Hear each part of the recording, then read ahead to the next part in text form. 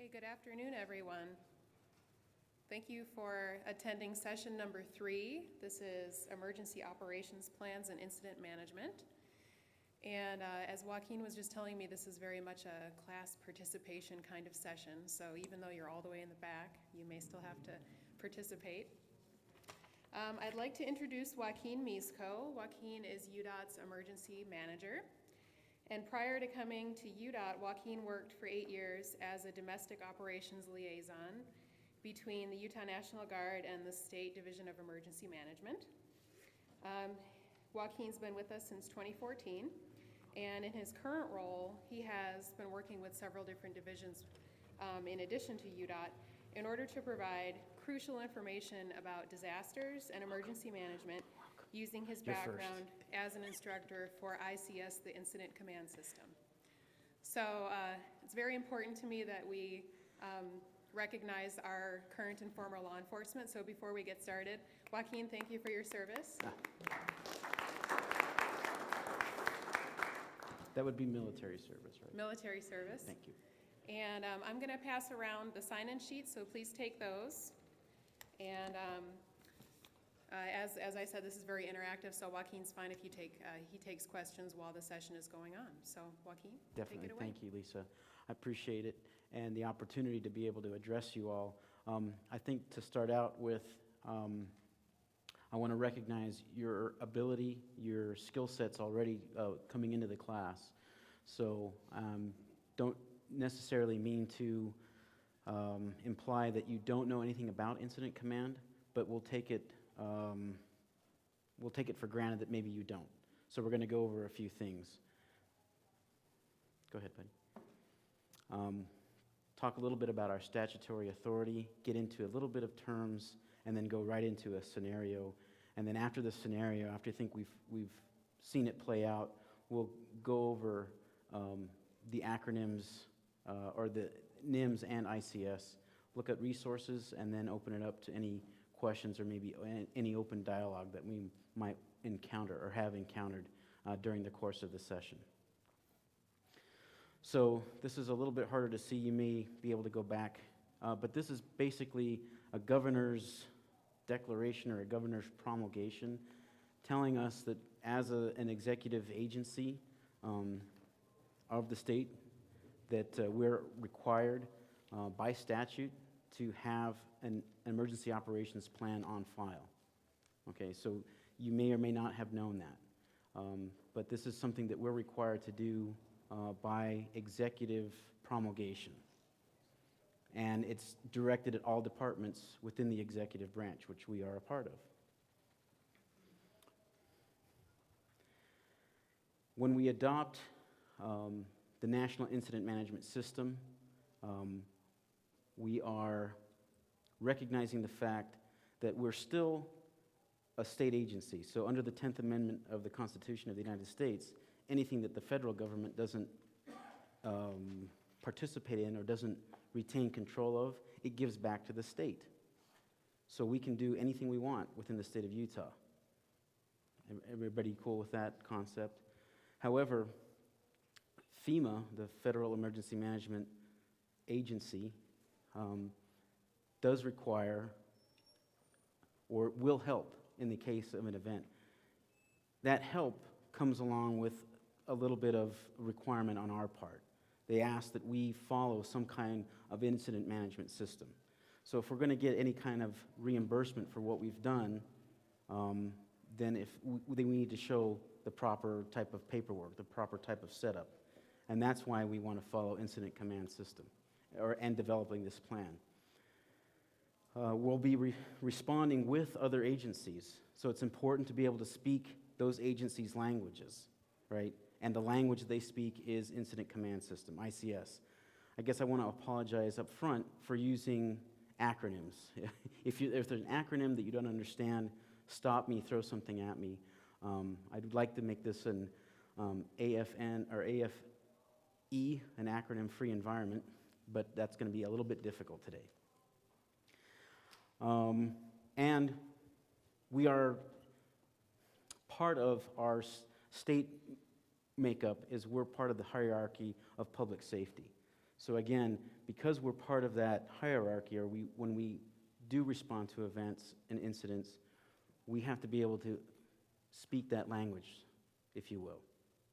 And so that's why it's important to develop this plan and to develop a broad overview or an understanding of incident management.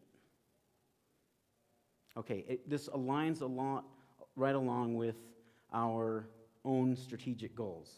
So with the idea of 0 fatalities, crashes, injuries, we're committed to safety. And ICS, its number one goal is responder safety. I mean, of course, we're responding to the public, but if our responders aren't safe,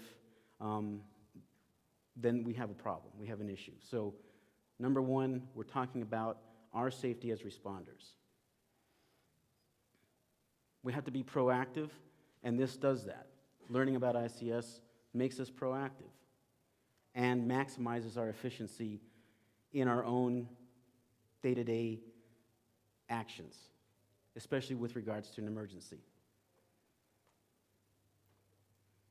And we're trying to be innovative, optimizing mobility, if you will, but I'm going to appropriate that and optimizing our strategies. What are the best strategies out there? And we're seeing that ICS is the best strategy. It was instituted in about 1972 through the California Office of Emergency Services. They were losing too many firefighters during events because they just weren't standardizing how they were using protocols on radios and how they would order up resources. And so these big conflagrations of wildfires would get out of control, and first responders would be getting killed or hurt. And so that's what we're trying to do here with Incident Command, is optimize these strategies, and Incident Command is one of those. So the benefits, we're talking about this collaboration between us in the public sector and the private sector and the non-government sector. If everyone understands the same playbook, we'll all be on the same page. There's an educational system that goes with it. There's also federal and state credentialing. That means that if you are doing something here at the local level that's recognized internationally or nationally, that you would be an asset to be deployed around the country or around the globe. So something to think about. I'm not trying to advocate that you're going to get jobs with FEMA or anything else. However, if, as Carlos has been saying, we're recognized as a leader in so many different ways, this is another way we can step up and show leadership in the emergency management field. And above all is safety. This all tracks around safety. Okay, so some terms, this acronym-free environment. NIMS, National Incident Management System. It's a national system, again, instituted by the federal government to help organize and give guidelines to emergency management. The Incident Command System is one method of doing that, ICS. It's one method of doing it. It's not to say that's the only method, but it's the one that we use here in the state of Utah, and it really does work. So if you can come up with another one, let's you and I get together and we can make $1 million maybe instituting it. But in the meantime, we'll use this one. The ICP, the Incident Command Post, okay? So that's the location that an incident commander will take up with regards to an event or an incident. That will be where they would do command and control from. The incident commander, the person ultimately in charge, given a delegated authority, something on paper that says you're in charge of this event or this incident from somebody in power or in authority. That might come from a mayor or the governor himself, something like that. And that incident commander then assumes all authority and responsibility for responding to the incident. An EOP, an Emergency Operations Plan. That's more of a formalized plan that sits on the bookshelf somewhere and everybody forgets what it looks like or what's in it. But that is the overall guide for every agency every department to work from. And emergency operations plans. We all have operations plans within our own different activities and divisions. But this is a little bit different. So it takes what your day-to-day is and crafts it into something else for some kind of contingency. And you guys probably have a lot of these if you're snow removal or if you're street, these different types of things. You have operations plans, but you may not have developed a small difference to it to make it an emergency operations plan. The incident action plan is that now when we have something that's going sideways on us, then this is a plan that is crafted to deal specifically with that incident. And it's usually done in time periods. How long is a time period? I ask the audience. How long is a time period? It could be, so gentleman in the front here, Glenn, thank you very much. It could be 10 or 12 hours. It could be shorter. However long the duration is for an objective to be met, that would be your time period. So you may have multiple incident action plans based on an incident, okay? And finally, what we'll do is an AAR. Is anybody unfamiliar with the concept of AAR? Don't be shy. AAR, an after-action review. So basically, we'll look over at an incident that we're going to be involved in here, and we're going to review our actions to maybe come up with lessons learned or how to do something better. Okay, so without further delay, let's get into the scenario. So this is an interactive class. What I have here is a proposal, or it's a proposed set of step actions, if you will, for any one of us if we were involved in our normal day-to-day business out on the road or even in your office, and something happens. There's a fire in the building. There is a horrendous accident on the freeway. Who are my field folks? Who actually works in the field? You may want to avoid. Sir, what do you do? I'm trans tech, just level 3. Okay. Describe that a little bit. I've only been with you guys for a year, so you have to. Just general task. We inspect, do everything. We're kind of the grunt for the. Okay. All right. I don't know. Would anybody mind if I picked on him? What was your name? Jake. Jake, you might be my incident commander for this scenario. Sure. Okay. So what we have at a work site, there's a major traffic incident, and you are the first and only public servant that's at that location. Okay. Okay? I'm not going to get too far into the details about the scenario. It could be any scenario. We could call it Godzilla or a flood, whatever you'd like. But there are certain. Now you're going to see this scenario unfolding in your mind. You can create whatever you like. But you're going to run to your truck. You're the senior person on site. Okay? And do we have another mic, buddy? Maybe we can carry it around. You're the senior person on site. You go for your emergency management kit and let us go. We don't have another wireless now. No, just the handheld. Oh, it's on the, okay. All right. So go ahead.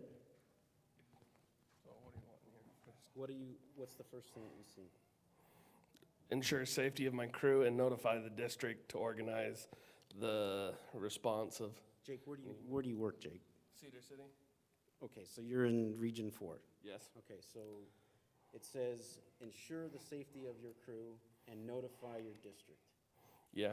Okay, so you know who to call? Yeah, I'd call Nick Peterson, my boss, my foreman, my level 4, Eric Cox, local law enforcement, depending upon whatever the incident is. Okay. Um, So let's say for this purpose, you've just seen a tanker trailer roll over on I-15, okay? And then now it's burning, there's several cars involved. What does it say to do?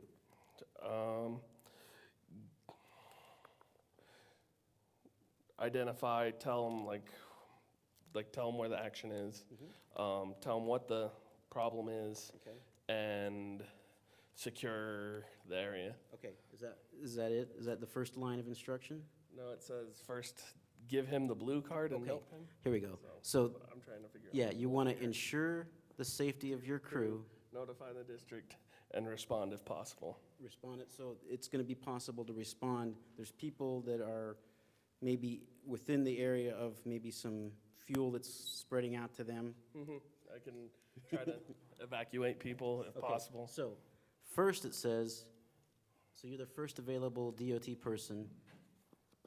Give this is going to be the second person. You're automatically the white card. Okay. So go ahead and split that off. Break open the little packet there. Okay. And you're gonna, now you can assign somebody to be what? What is this blue card? The safety officer. The safety officer.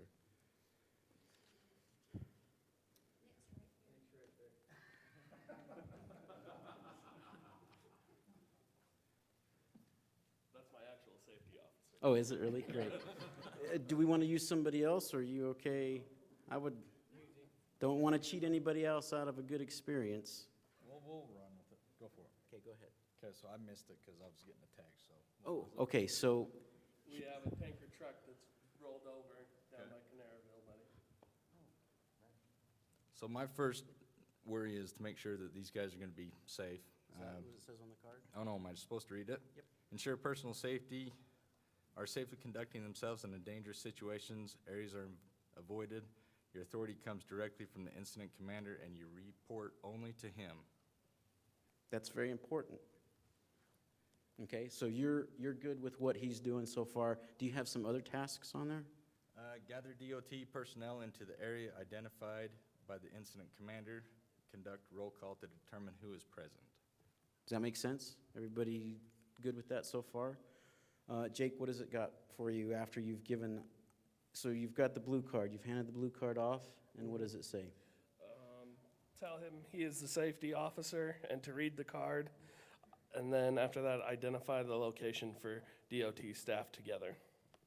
Okay, so someplace not probably downwind of the incident. Someplace safe, right? And it's probably gonna just be on the hood of a car or something like that. Yeah. What else do you got? And then contract traffic management center, notify the district there has been a major event and ICS is being activated.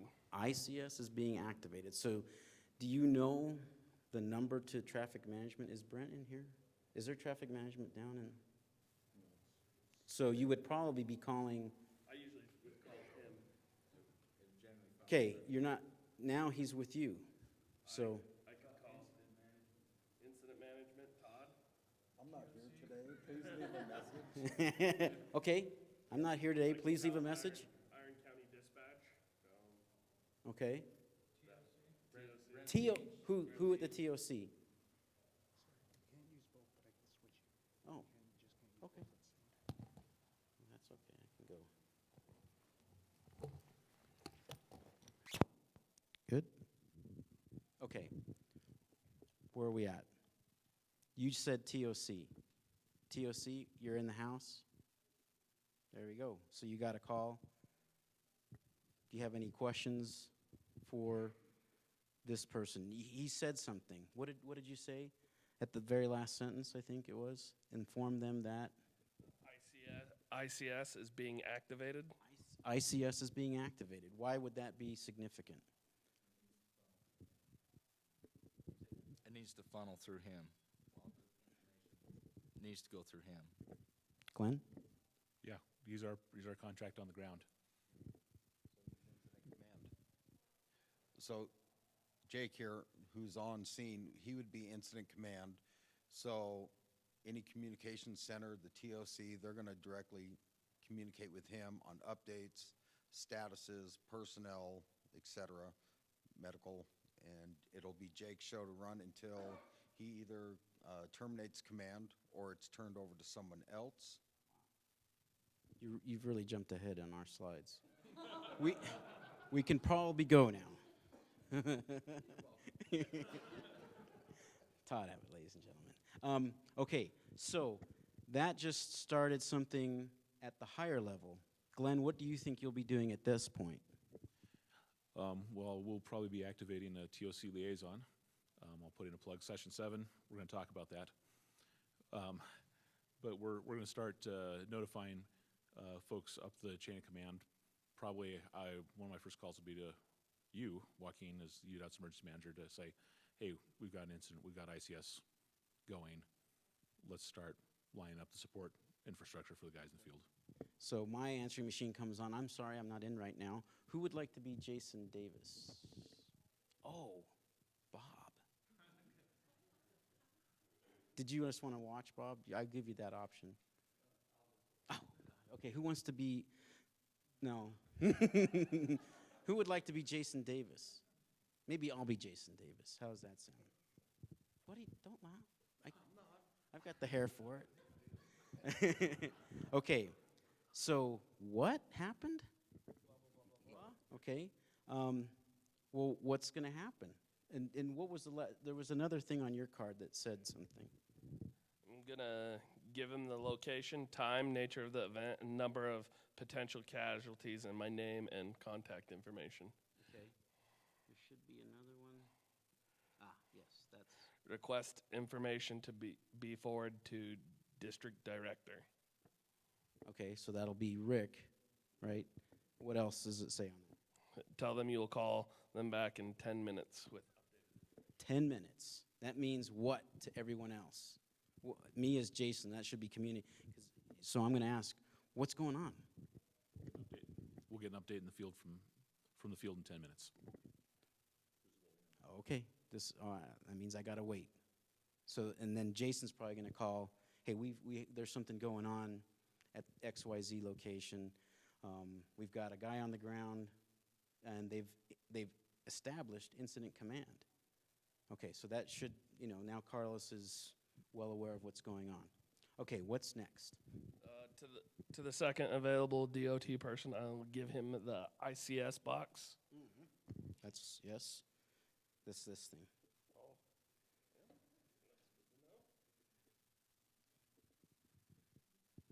Keep your head down all you want, buddy. No, that one's yours. Okay, Gary, what are you? I'm the planning chief.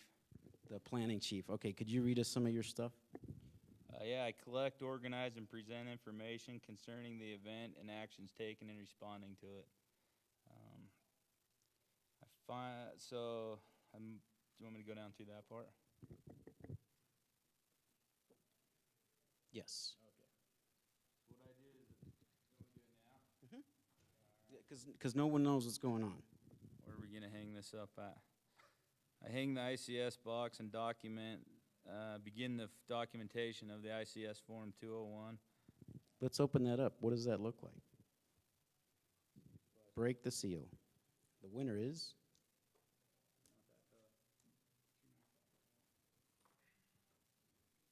Jake's my assistant. Very good to have an assistant.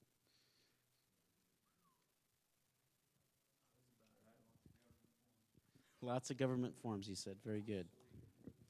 I'm gonna hire an assistant to fill all this out for me first off. So find the 201. 201's right here, it's an incident briefing. What are some of the instructions on that form? Basically, I gotta put the time, location, kind of sketch the incident if it's applicable, provide a summary of the event, and then I start to organize an organization chart with like the IC commander, the safety officer, myself, and any other logistics chiefs or something we put on there. Okay, so maybe a little org chart, A little org chart, right? Starting to go. All right, what else do we have?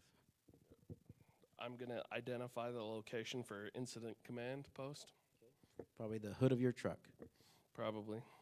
And then the third available DOT person will be, I'll give him the green card, notepad and pen, and tell him he's the logistics chief. Okay, now, I want to just pause the scenario just for a minute. This doesn't necessarily require a full, if it's a simple fender bender or something like that, you don't have to fully activate all the different positions in ICS. I think that's one of the benefits of it, and maybe one of the things that people, or the reason why people shy away from it. It doesn't have to go to a full activation. So in that event, Jake, you would be doing all roles, okay? It's only when there's multiple things going on where you have to consider these different aspects, safety, planning, because, you've got to get people out, you've got to put out a fire, you've got to move your equipment, maybe the fire's going to it's going to burn enough to hit something that's going to explode, those types of, so you're going to make that judgment call, and that comes with on-the-job training, ladies and gentlemen. That's not something that you can really be taught in a class. And this lecture, this little seminar here isn't designed to make you experts. It's only designed to pique your interest and create awareness of what's out there. So again, your day-to-day jobs, you probably would have done this anyway. Am I incorrect in assuming that? You would have done this anyway. You would have protected. You said it right off the bat. I'm first going to look to make sure everyone's okay and that I'm safe and that we're at a safe distance. You do that day to day, and you're recognized around the country and around the world for your excellence in work.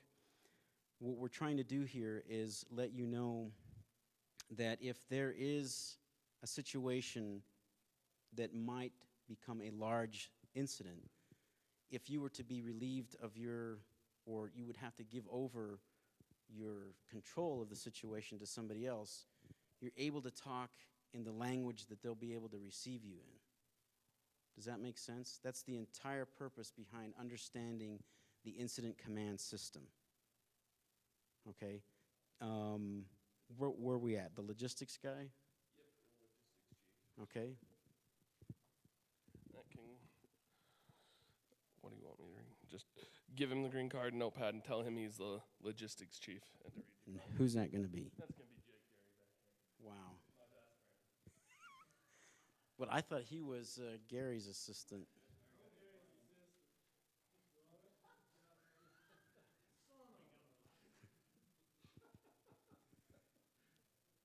Hey, Gary, you want to hand it?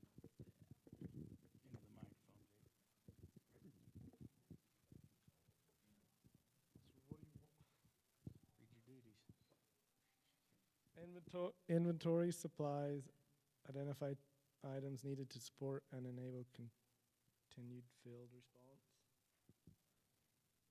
So we'll make sure you got water, medical supplies, clothing, blankets for bad weather, food, tools, vehicle, serviceability and positioning, allowing use, fuel, tires, uses, shelter, radios, flashlights, and batteries.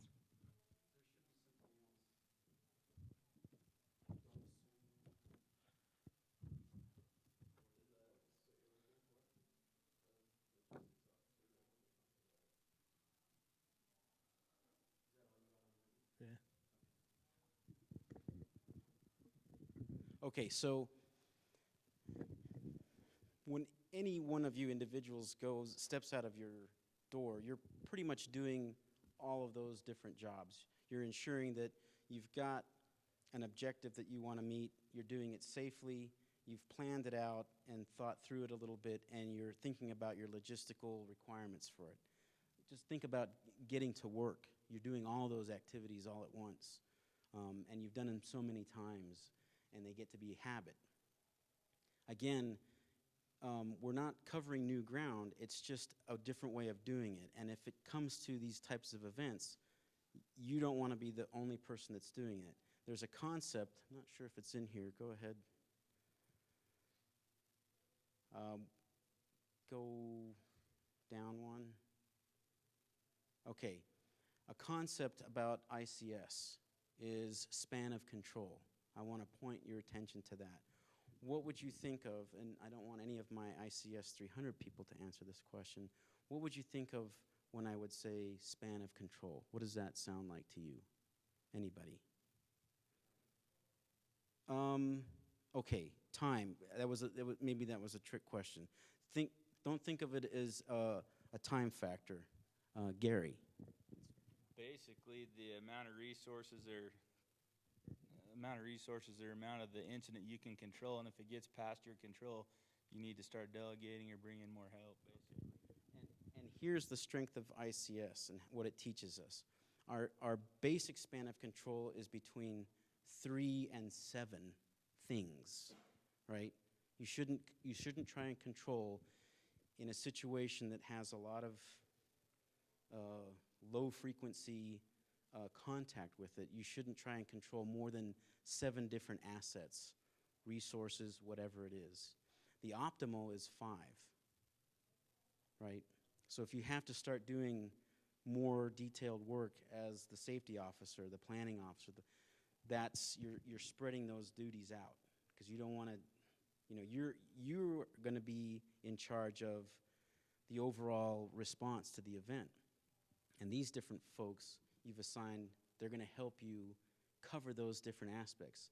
Always thinking about safety, always thinking about the future objectives and how that's going to work out. So what Gary has is basically some of the basic forms of the incident command system. And again, people tend to shy away from it because it seems to be complicated. Gary, tell us the first thing you said is, oh great, government forms, lots of paperwork. I'll tell you, the reason why we do that is because if it's written down, it happened. If it's not written, it didn't happen. If you followed a recommendation on safety, and who are my risk mitigation people, and then something occurred, even though we wrote it down, we are covered, right? I hate saying it that way, but that's important. What did you guys talk about? You're in charge of telling everybody, stay away, blah, blah, blah, stay upwind, all that kind of stuff, right? When you write it down on the ICS form, the proper ICS form, which would be the safety form, I think that's is that in there? ICS 208 right there, safety message plan.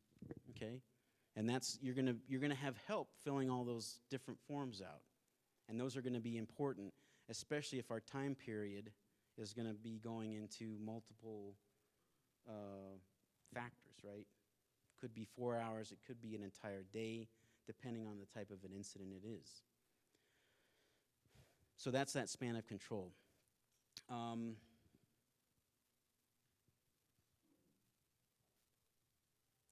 I guess at this point, have I lost anybody in these concepts?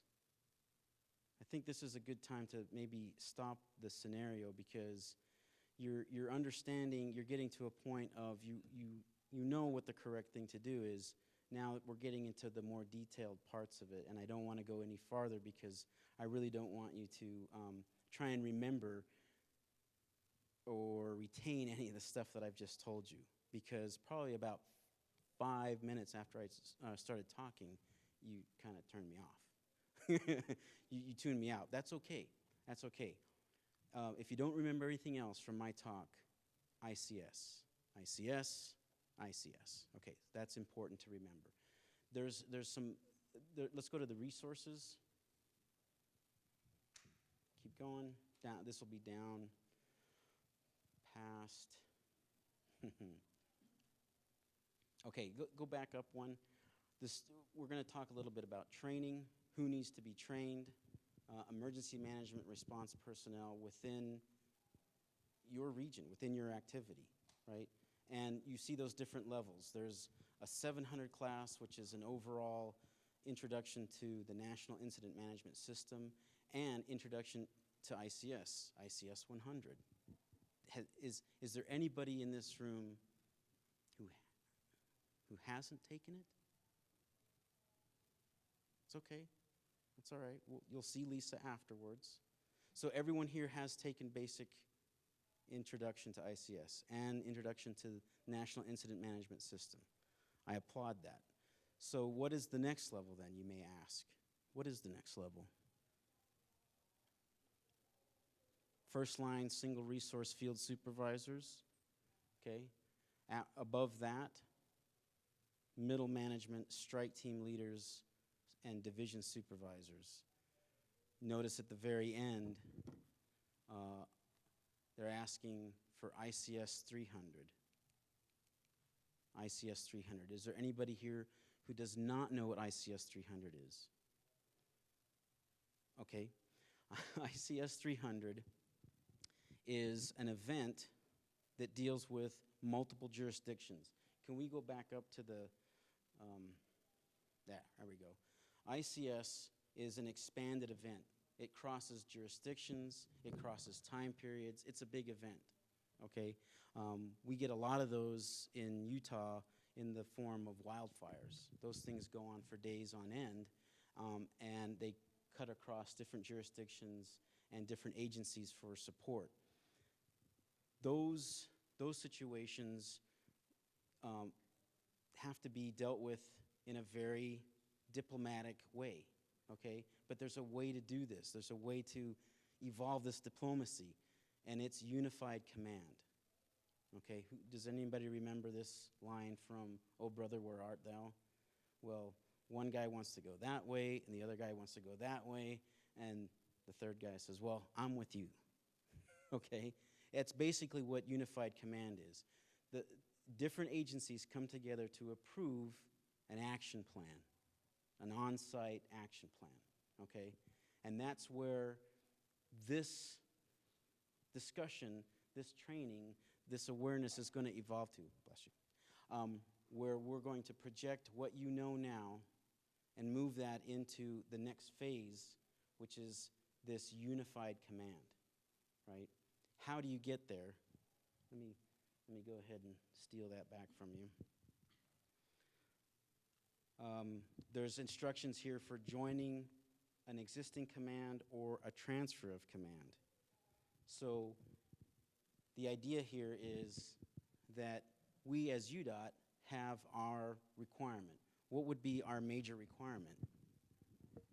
Traffic, safety of the traveling public.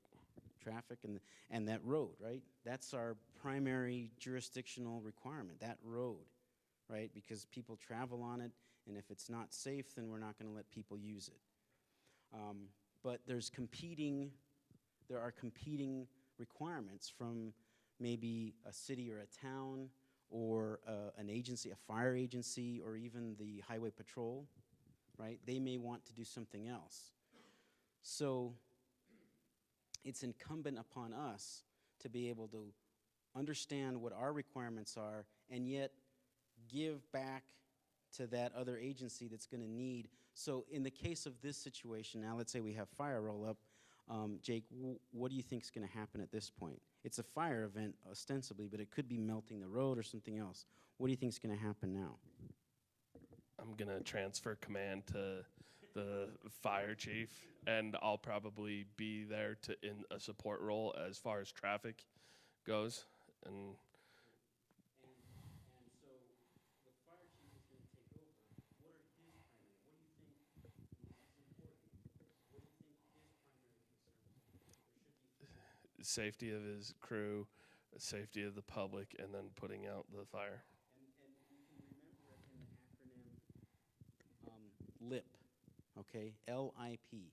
So that fire chief is going to look for life safety. Life safety is always the most important, right? There's going to be incident stabilization. Doesn't want the fire to grow any farther than it is. And then mitigating any further property loss. So if that fire starts to spread to other houses or the road or whatever else, and that's where we kind of come in to highlight those property loss potential, That's his third objective. So the first one is life safety. The second one, stabilize the incident. And the third one is the mitigating any further property loss, LIP. So we'll remember the two different things, incident command system and LIP, ICS and LIP, good. So we've checked those off. Okay, let's see what else we have. So this kind of concludes everything that I've got. Keep going down. These are the different forms that Jake was presented with, or Gary, sorry, as our planner.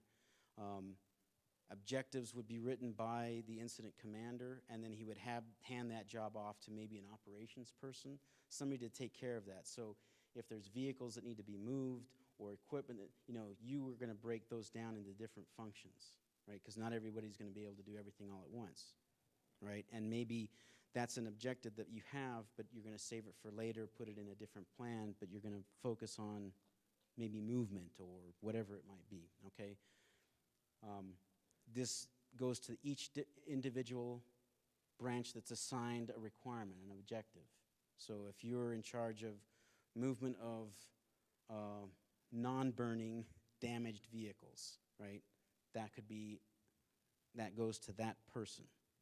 There could be another one. Maybe trying to evacuate the public into a safe location. Okay, those are different objectives that would be handed off to somebody else. Again, writing down who's in charge of what. So Gary, this is the 203, right? Everyone who's responsible, you start filling it in if needed. If you don't, then you don't do it. Go ahead. A communications plan, so if we're all on the same radios, again, this is going to be a logistics chief. Where's my logistics chief? You'll be the one that makes sure that happens, okay? Go ahead. A simple communication list. Maybe you've got, people that are responding with you, and you take down their number. It's basically who they are and their contact information. This is one that I really like to do, irrespective of if it's an emergency incident or some kind of a planned event, like, say, a parade or an Ironman race, right? We're part of that structure, that event support structure. So if we have this list, we know who to call to get in touch with somebody in safety or security of the event. Okay, go ahead.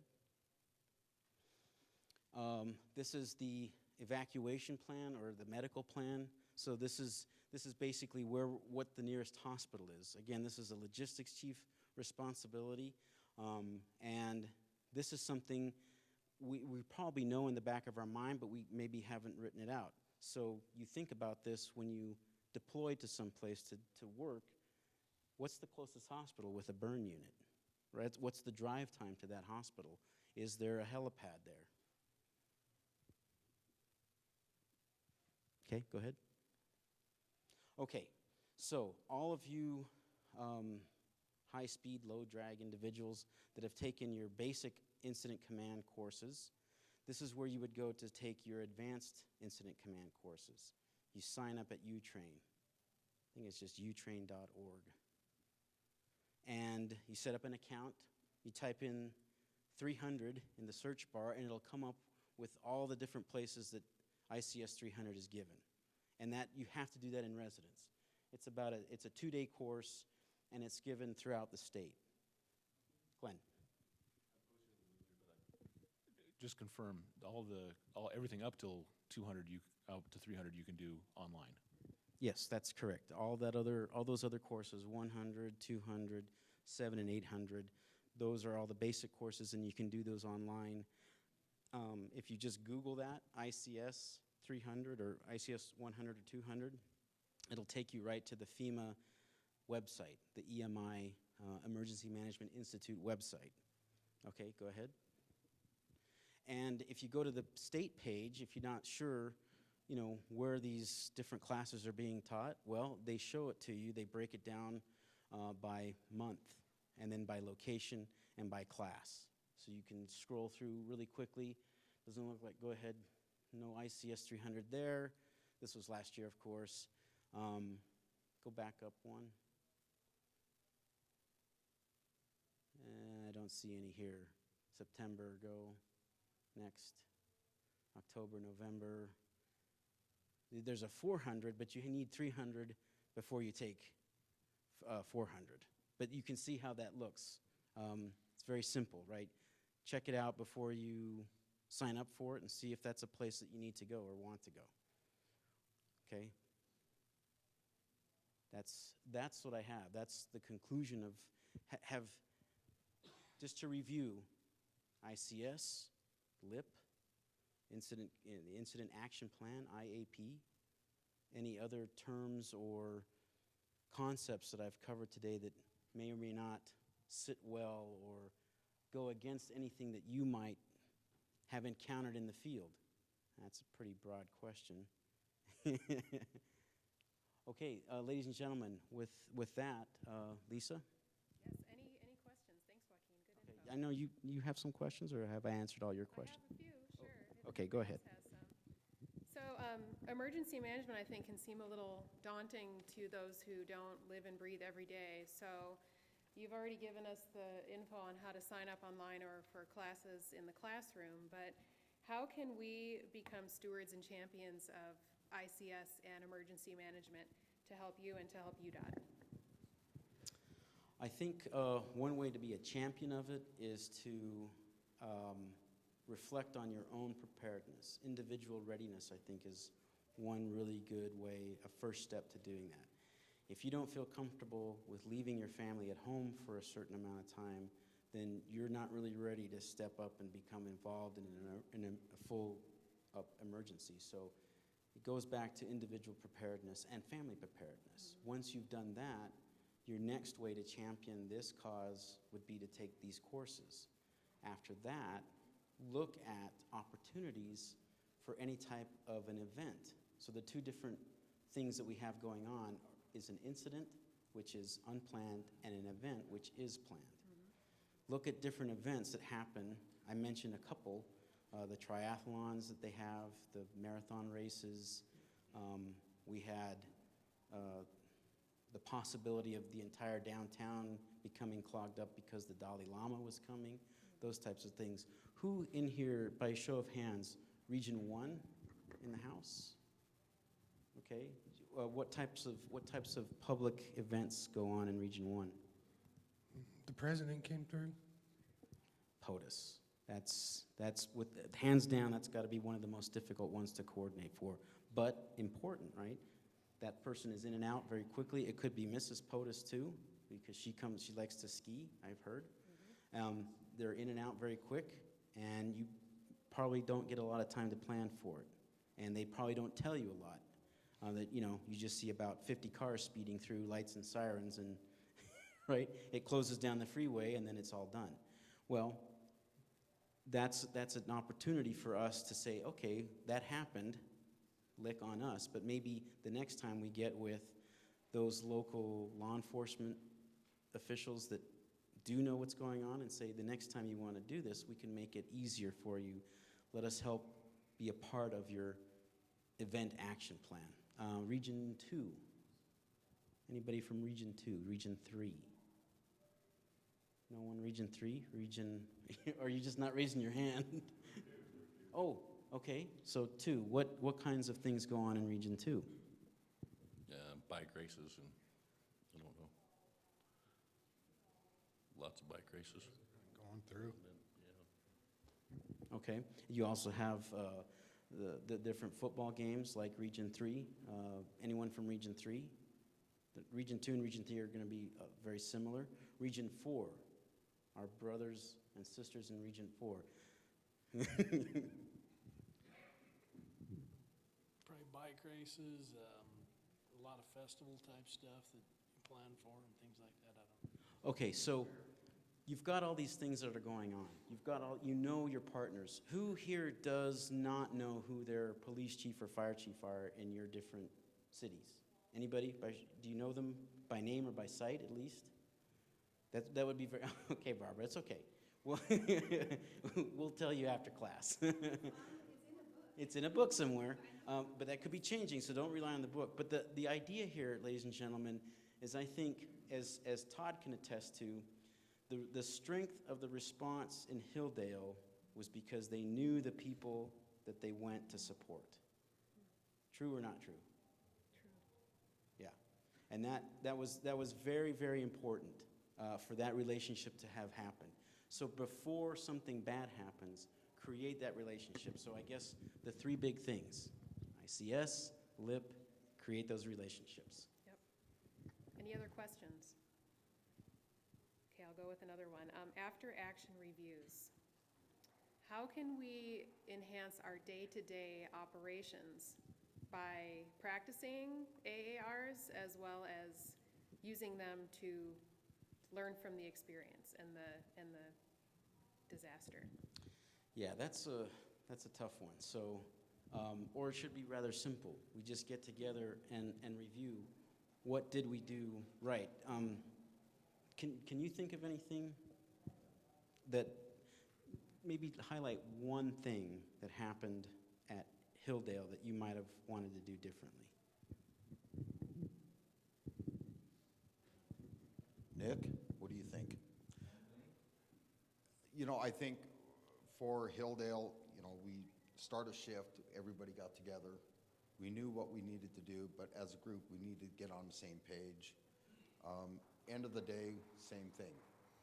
So at the end of shift, we had a post meeting with everybody and talk about what we did.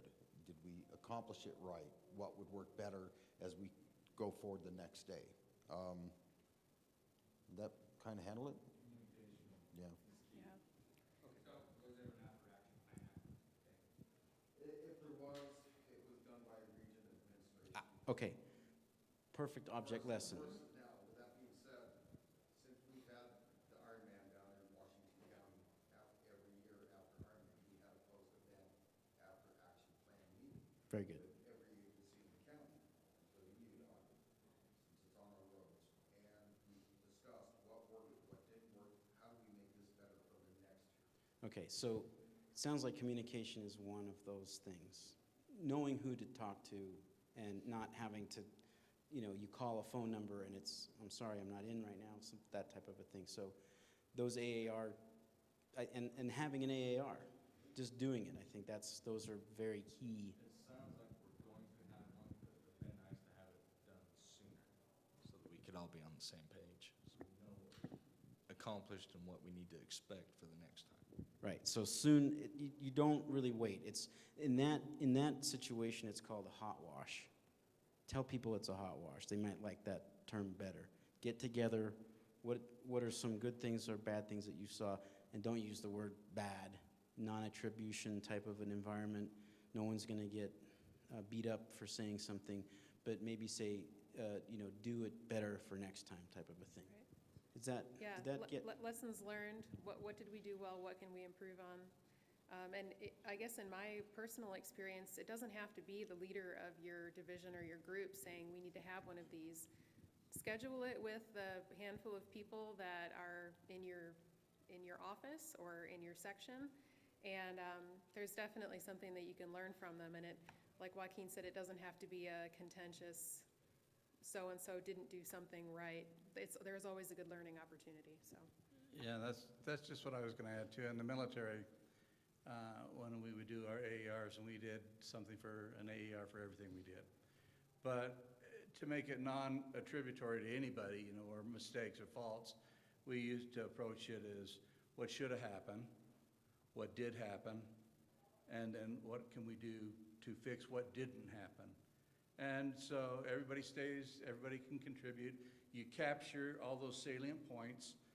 If you don't write them down, if you don't discuss them, they go out the door with whoever's in the room. So you need to capture that and make it something that in the future you're going to refer back to. Your very next AAR, you can compare what should have happened, what did happen. If you start seeing the same things, then you really need to start working on those again.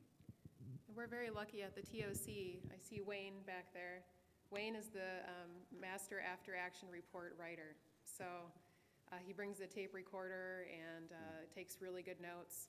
So if somebody within your group has that forte, the documentation is the big part. So if you have something that's similar coming up in the future, go back to your after-action report, and you don't have to start from scratch. Yep. Anybody else? We have about 5 more minutes for questions. Okay, well, thank you so much. Thanks, Joaquin. Thank you, guys. Thanks for coming, everyone.